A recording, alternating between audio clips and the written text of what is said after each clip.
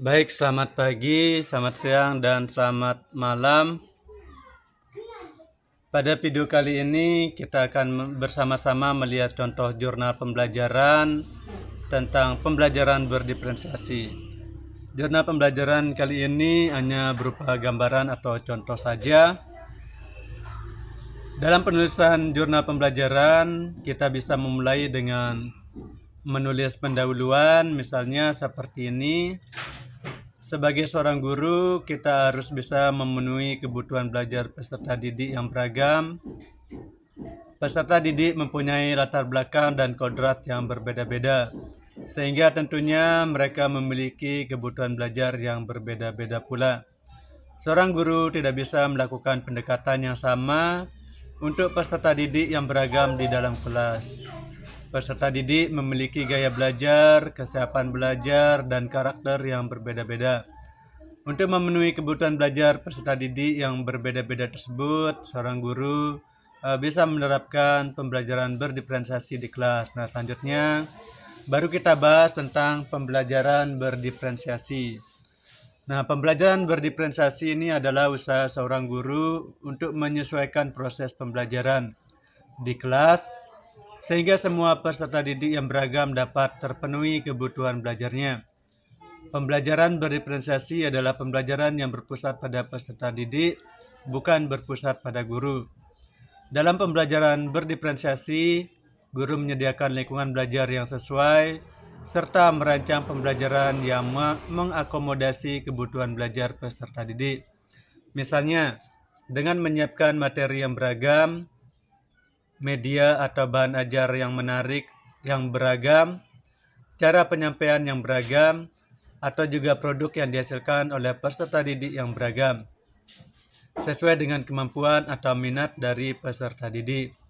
Sebelum melakukan pembelajaran berdiferensiasi, guru harus mengetahui kebutuhan belajar dari peserta didik, sehingga bisa merancang pembelajaran yang sesuai dengan hasil yang diharapkan.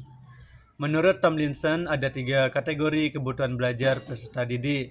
Yang pertama, kesiapan belajar. Yang kedua, minat murid. Dan yang ketiga, profil pelajar murid. Nah, setelah itu di bagian selanjutnya kita bisa membahas tentang konsep pembelajaran berdiferensiasi. Pembelajaran berdiferensiasi dibagi menjadi 3 kategori, yaitu diferensiasi konten. Kita jelaskan diferensiasi konten itu seperti apa, kemudian ada diferensiasi proses, dan juga ada diferensiasi produk. Jadi ketiga jenis diferensiasi ini kita jelaskan. Apa itu diferensiasi konten, diferensiasi proses, dan diferensiasi produk. Nah, setelah kita membahas tentang konsep dari pembelajaran berdiferensiasi, selanjutnya kita membuat rancangan pembelajaran berdiferensiasinya.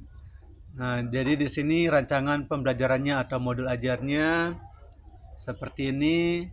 Jadi kita tulis tujuan pembelajarannya, kemudian CP-nya, ya CP, TP, kemudian alokasi waktu, kompetensi awal, profil pelajar Pancasila, sarana dan prasarana yang diperlukan, kemudian target peserta didik, dan model pembelajarannya juga harus ada. Ini model pembelajaran yang saya gunakan misalnya PBL atau Problem Based Learning.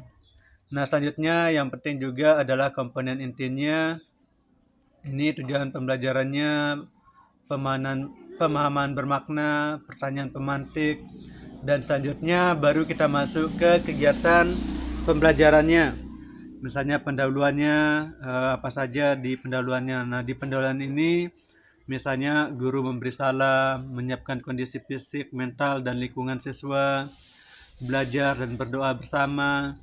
Kemudian yang kedua, guru menginstruksikan peserta didik untuk melaksanakan doa sebelum belajar.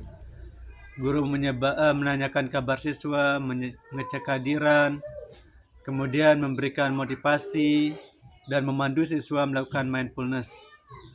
Kemudian yang terakhir, menyampaikan tujuan pembelajaran pada pertemuan yang ingin dicapai. Nah, selanjutnya setelah pendahuluan baru kita masuk ke kegiatan intinya. Nah, pertama kita orientasi peserta didik pada masalah, ini langkahnya. Kemudian yang kedua, guru menampilkan video pembelajaran singkat. Selanjutnya, sintak yang kedua, mengorganisasikan peserta didik dalam belajar. Guru membentuk peserta didik menjadi kelompok kerja berpasangan berdasarkan hasil tes diagnostik.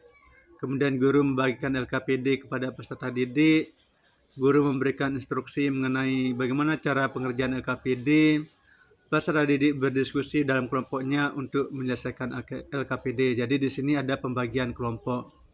Selanjutnya, sintak yang ketiga, membimbing penyelidikan individual maupun kelompok. Peserta didik mengumpulkan informasi tentang cara memperkenalkan diri. Terus yang kedua, guru membimbing peserta didik untuk mengerjakan tugas membuat teks perkenalan diri dalam bahasa Inggris, mengisi teks rumpang. Nah, dalam tahapan ini peserta didik diberikan model tugas yang berbeda berdasarkan tingkat kemampuan mereka. Nah, jadi di sini ada kegiatan berjenjangnya. Di sini adalah diferensiasi prosesnya. Jadi masing-masing kelompok itu diberikan tugas yang berbeda berdasarkan hasil pemetaan dari tes diagnostiknya. Selanjutnya, guru membimbing peserta didik untuk melakukan latihan memperkenalkan diri. Kemudian guru membimbing peserta didik untuk melakukan ice breaking. Selanjutnya yang keempat, pengembangan dan menyajikan hasil karya. Nah, jadi di sini peserta didik akan maju satu persatu untuk melakukan perkenalan dalam bahasa Inggris. Kemudian peserta didik yang tidak bersedia maju untuk memperkenalkan diri akan diberikan tugas untuk memperkenalkan diri melalui voice note atau rekaman video juga. Nah, ini adalah diferensiasi produk.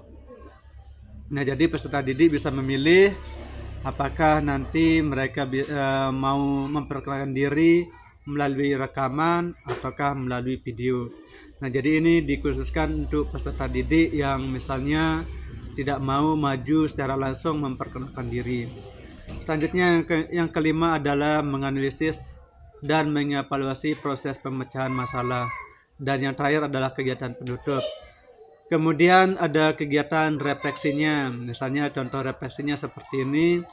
Setelah saya menerapkan pembelajaran berdiferensiasi dalam kelas, peserta didik terlihat semangat dalam mengikuti pembelajaran karena saya menyediakan materi pembelajaran dalam bentuk yang beragam, seperti gambar, video, dan presentasi. Saya juga menggunakan media yang menarik. Selain itu, saya juga melakukan pengelompokan peserta didik berdasarkan hasil asesmen diagnostik untuk memetakan kesiapan dan minat belajar mereka.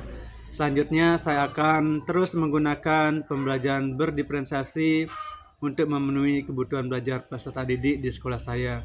Selanjutnya, setelah refleksi, ada dokumentasi kegiatan kita mengajar di kelas seperti ini. Dan yang terakhir, kita meminta umpan balik dari peserta didik dan juga bisa meminta umpan balik dari rekan sejawat juga, seperti itu. Mungkin demikian. Oh ya, untuk umpan baliknya ini, umpan balik dari peserta didik itu harus ada. Dan juga untuk melengkapi juga kita bisa meminta umpan balik dari rekan sejawat juga. Mungkin demikian. Terima kasih, semoga jurnal ini bermanfaat.